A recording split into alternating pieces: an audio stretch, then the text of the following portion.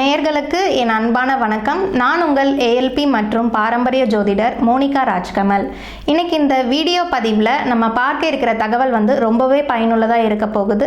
சித்தர் வழிபாட்டு முறையை பற்றி தான் இந்த வீடியோ முழுக்க நம்ம தெரிஞ்சுக்க இருக்கிறோம். 27 நட்சத்திரக்காரர்கள் ஆகட்டும், இந்த 12 ராசிக்குள் அடங்கி இருக்கக்கூடிய இந்த 27 நட்சத்திரக்காரர்களும் வணங்க வேண்டிய சித்தர்கள் யார் யார் அப்படிங்கிற ஒரு செய்தியை தான் இந்த பதிவில் முழுக்க பார்க்க இருக்கிறோம்.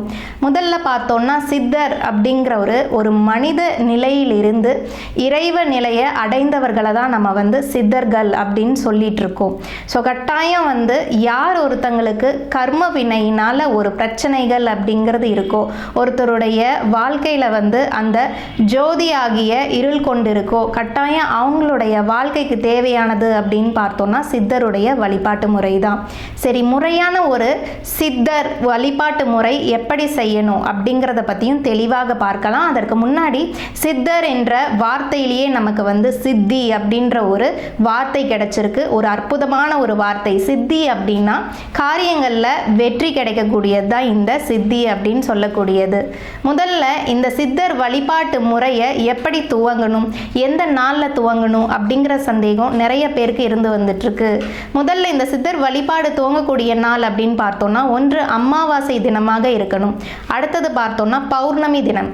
அமாவாசை சிறப்பா பௌர்ணமி சிறப்பா என்று கேட்டிங்கன்னா கட்டாயம் பௌர்ணமி சிறப்பான நாள் அப்படின்னு சொல்லலாம். ஸோ அதுக்கடுத்து பார்த்தோம்னா ஒவ்வொருத்தருடைய ஜென்ம நட்சத்திரம் அப்படிங்கிற பிறந்த நட்சத்திர நாளன்று சித்தர் வழிபாடு தாராளமாக நீங்கள் செய்யலாம்.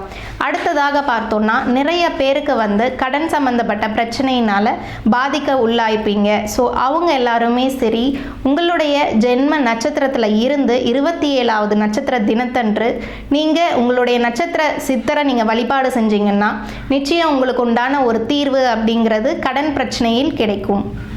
சரி, இப்போ முதல்ல 27வது நட்சத்திரத்தை எப்படி கண்டுபிடிக்கிறது அப்படின்ற ஒரு சின்ன ஒரு எக்ஸாம்பிளுக்கு சொல்லிடுறேன். இப்போ ஒருத்தருடைய ஜென்ம நட்சத்திரம் பரணின்னு எடுத்துப்போம். அந்த பரணியில் இருந்து நீங்கள் கவுண்ட் பண்ணும் பொழுது 27வது நட்சத்திரமாக அஸ்வினி நட்சத்திரம் வருது. ஸோ அஸ்வினி நட்சத்திர நாளன்று பரணி நட்சத்திரத்துக்குரிய சித்தர் வழிபாடை நீங்கள் செய்யும் பொழுது நிச்சயமாக வாழ்க்கையில் ஏற்படக்கூடிய கடன் பிரச்சனையிலிருந்து ஒரு தீர்வு அப்படிங்கிறது உங்களுக்கு கிடைச்சிடும். சரி, இப்போ முறையான ஒரு சித்தர் வழிபாட்டுக்கு என்னென்ன பொருட்கள் நம்ம வாங்கிட்டு போகணும்? ஒரு சித்தருடைய ஜீவ சமாதிக்கு நீங்கள் போகிறீங்க, ஒரு வழிபாடுக்காக போகிறீங்கன்னா நிச்சயம் சித்தர் அவர்கள் பார்த்தோன்னா நெருப்பின் வழியாகவும் காற்றின் வழியாகவும் தான் நமக்கு காட்சி கொடுத்துட்ருக்காரு. ஸோ கட்டாயம் நீங்கள் வாங்கி கொண்டு போக வேண்டிய 2 பொருட்கள் அப்படின்னு பார்க்கும் பொழுது கற்பூரமும் ஊதுபத்தியும் தான். ஸோ உங்களுடைய வயதுக்கு தகுந்தாற் போல் அந்த ஜீவ சமாதியை சுற்றி வர வேண்டும். இப்போ ஒரு சிலருக்கு பார்த்தீங்கன்னா ஒரு 28 வயது அல்லது 30 வயதாக இருந்தாலுமே சரி, அத்தனை முறை நீங்கள் அந்த ஜீவ சமாதியை கட்டாயம் சுற்றி வர வேண்டும். ஸோ அப்பொழுது தான் உங்களுக்கு உண்டான முழு பலன் அப்படிங்கிறது உங்களுக்கு கிடைக்கும். ஒவ்வொரு வயதுலையுமே சரி, நமக்கு நம்மளையே அறியாமல் ஏதாவது ஒரு சின்ன சின்ன ஜீவராசிகளை நம்ம அழிச்சிருப்போம். எறும்புகளை கூட நமக்கே தெரியாமல் நம்ம கைப்பட்டு ஏதாவது துன்பத்துக்கு ஆளாயிருக்கும். ஸோ அதனால தான் ஒவ்வொரு வயதிற்குமே ஒவ்வொரு சுற்றுக்கள் நீங்கள் அந்த ஜீவ சமாதியை சுற்றி வரணும் அப்படின்னு சொன்னதுக்கு காரணமே அதுதான். அடுத்த ராசியாக அடுத்த நட்சத்திரமாக பார்த்தோம்னா பூரட்டாதி. ஸோ இந்த பூரட்டாதி நட்சத்திரம் அப்படின்னு பார்க்கும் பொழுது 1, 2, 3 பாதங்கள் உங்களுக்கு கும்பராசியிலே வருகின்றது. ஸோ யார் யாரெல்லாம் பூரட்டாதி நட்சத்திரத்தில் பிறந்திருக்கீங்களோ நீங்கள் வழிபாடு செய்ய வேண்டிய சித்தர் அப்படின்னு பார்த்தோன்னா ஜோதி முனி சித்தருடைய வழிபாடை உங்களுடைய ஜென்ம நட்சத்திரத்தில் அல்லது பௌர்ணமி திதியில் மஞ்சள் நிற ஆடை உடுத்தி கொண்டு நீங்கள் ஒரு வழிபாட்டை துவங்குறீங்கன்னா உங்கள் வாழ்க்கையில் எண்ணற்ற ஒரு மகிழ்ச்சிகரமான ஒரு மாற்றங்கள் அப்படிங்கிறது உங்களுக்கு உண்டு பண்ணி கொடுக்கும். இப்போ 27 சித்தர்கள் உடைய வழிபாடு எந்தெந்த நட்சத்திரக்காரர்கள் எந்தெந்த சித்தர் வழிபாடு செய்யணும் அப்படிங்கிறத பற்றி பார்த்தோம். முறையாக இந்த சித்தருடைய வழிபாடை எப்படி வீட்டில் செய்யலாம் அப்படின்னு நிறைய பேர் கேட்குறீங்க. ஸோ அவங்களுக்காக பார்த்தோன்னா வீட்டில் ஒரே ஒரு ஊதுபத்தி ஏற்றி உங்கள் முன்னாடி வைங்க. வெள்ளை விரிப்பு விரித்து அதற்கு மேல் நீங்கள் அமரணும்.